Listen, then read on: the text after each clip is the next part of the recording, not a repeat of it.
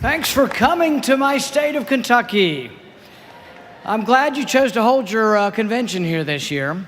Unlike some parts of the country, in Kentucky you will find that we still hold near and dear the Second Amendment and don't plan on giving it up anytime soon.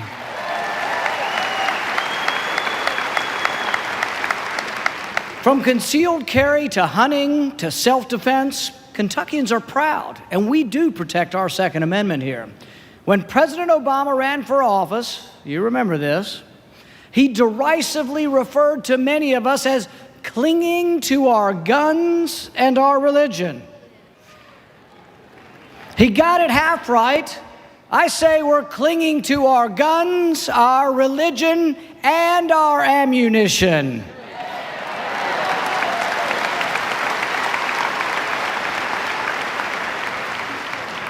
In Kentucky and across the country, I think we're doing a pretty good job defending the Second Amendment. I think conservatives have largely done a good job defending the Second Amendment. Like many conservatives across the South, I'm a defender of the Second Amendment.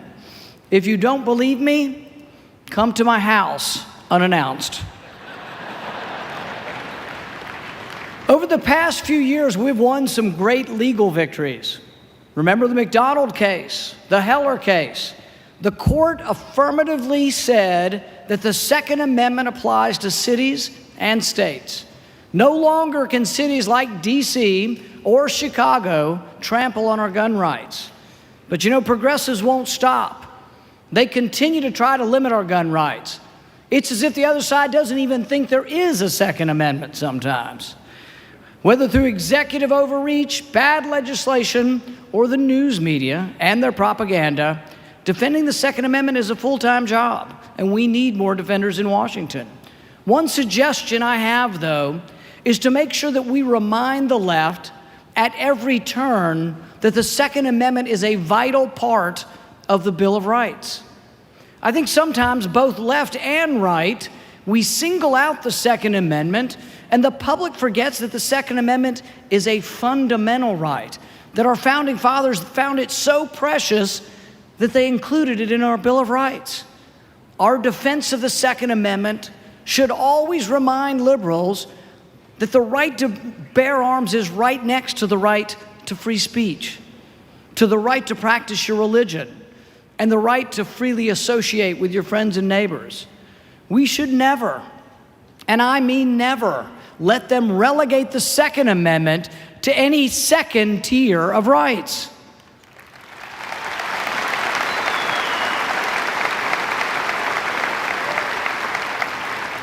And we must always remember that the Second Amendment can only properly be defended when we defend the rest of the Bill of Rights.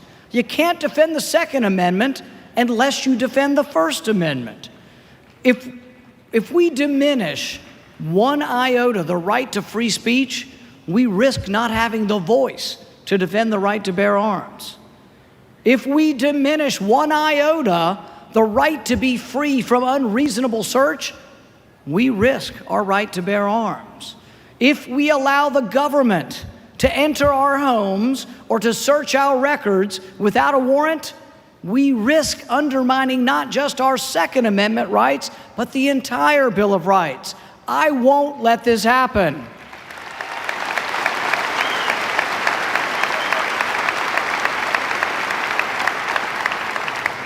I will stand for as long as it takes to keep the government out of our private lives. I will stand for as long as it takes to protect each and every American's right to be left alone.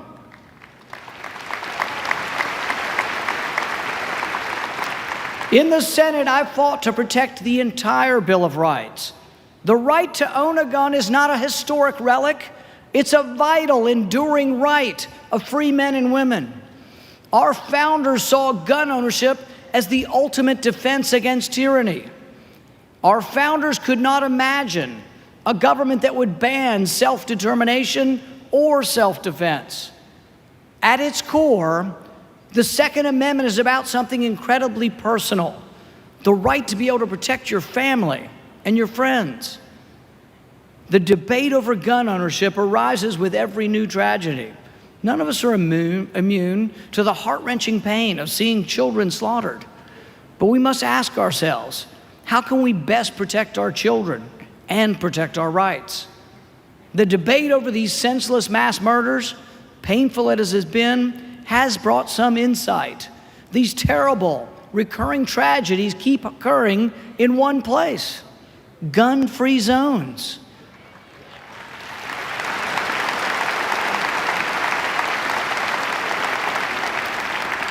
These terrible tragedies keep happening in areas that we have pre-announced are defenseless. Look, I've got children. I can't imagine one of my kids being killed at school by a deranged killer. But as a physician, I was trained to solve problems, to get beyond emotions and find answers. For the life of me, I can't imagine how we can legislate away evil. I can imagine, though, how we can remove the obstacles to self-defense. I think one way to try to avoid these senseless killings would be to announce once and for all time that no school, no movie theater, no supermarket in America will be left defenseless.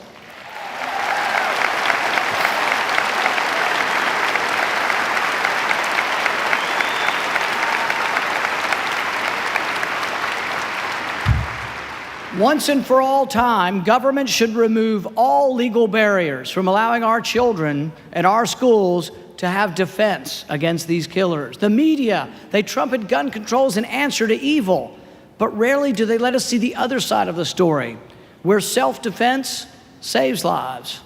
They don't often tell the story of a couple in Sultan, Washington, sitting in their house watching TV when an intruder broke in and stabbed the 75-year-old husband in his home, only to be shot seconds later by his gun-wielding 80-year-old wife.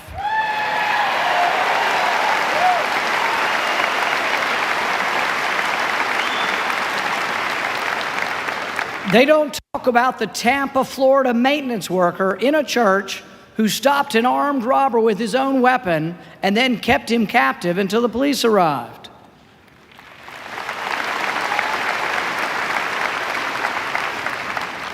They don't talk about Chris Gaither from Talladega, Alabama. Chris was alone in his house when someone broke in to rob them. Chris fired his 9mm weapon and struck the burglar, thwarting the robbery and protecting himself. What they also don't want to tell you is that Chris is 11 years old.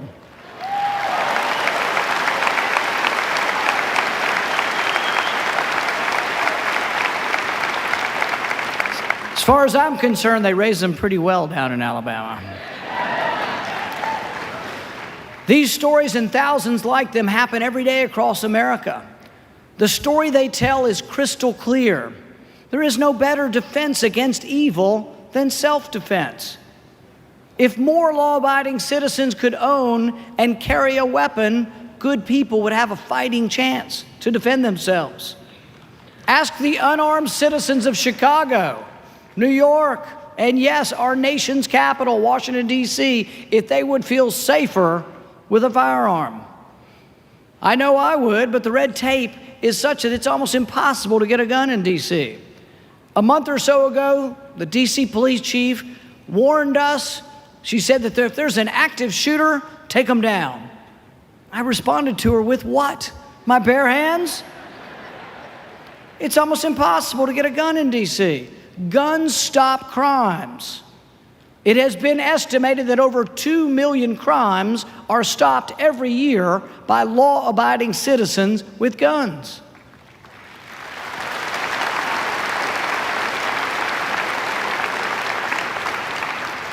The town of Kennesaw, Georgia, passed a law a few years back requiring the heads of households to own a firearm. Home robberies fell 89%.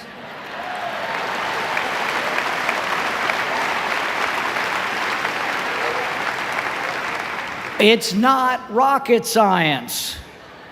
Though you would think so if you listen to the gun grabbers in the liberal media. More guns with good guys equals less crime. Period.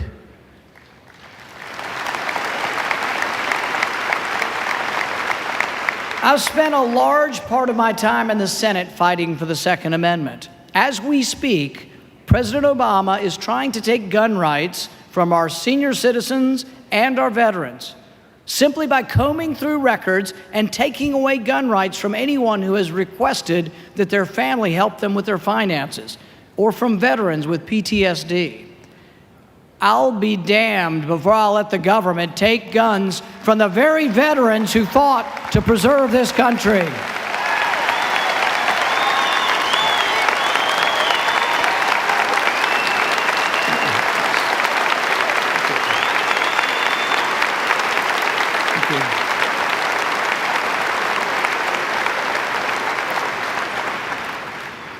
This year, I sponsored a bill to stop Barack Obama's unconstitutional attempt to take gun rights from our senior citizens and our veterans. I've also sponsored the Defend Our Capital Act, which provides concealed carry for Washington, D.C. Funny story about that one. I proposed the bill as an amendment to the entire D.C. budget. The liberals were not amused. The committee chair and the Democrats on the committee nearly lost their minds, mostly because they knew that if we had the vote, I was going to win. They couldn't stand the possibility that you could have concealed carry in D.C. They pulled the entire budget down. Rather than even vote on the budget or vote on my amendment, they just pulled the whole thing down. I still get hateful looks from the D.C. delegate.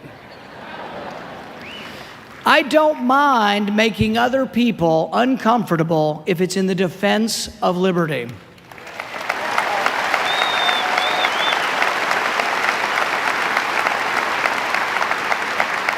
I will do whatever is necessary to defend our God-given rights. Twice in the last 3 years, I held up the entire Senate to defend your right to be left alone. I stood on the Senate floor for nearly 13 hours to defend the idea that we are innocent until proven guilty.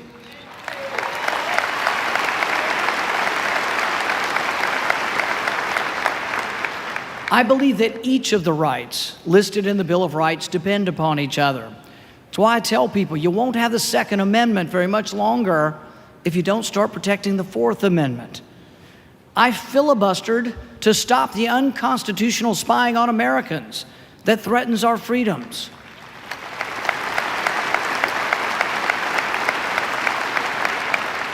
We must remain vigilant. A government that can violate your rights, a government that can spy on you without a warrant and then lie to you about it, that's a government that might someday just come to take your guns. The Bill of Rights protects us all, but only if we stand up for the entire Bill of Rights. I've stood against Democrats and some Republicans trying to trample your rights. I was among the first to sound the alarm on the United Nations Small Arms Treaty and its threat to our gun rights and to our sovereignty. Now millions of Second Amendment supporters have made their voices heard on this topic, and we're winning the battle. We cannot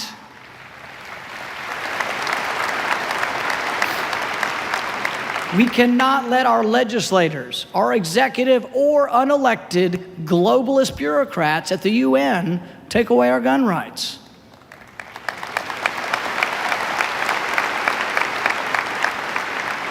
I'd like to end with a quote from Thomas Jefferson, who said, "No free man shall ever be debarred the use of arms."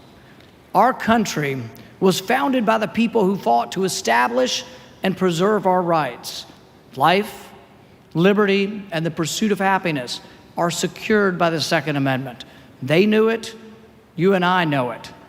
Let's carry that message from coast to coast this year and make sure everyone remembers it. Thank you, and God bless and save this republic.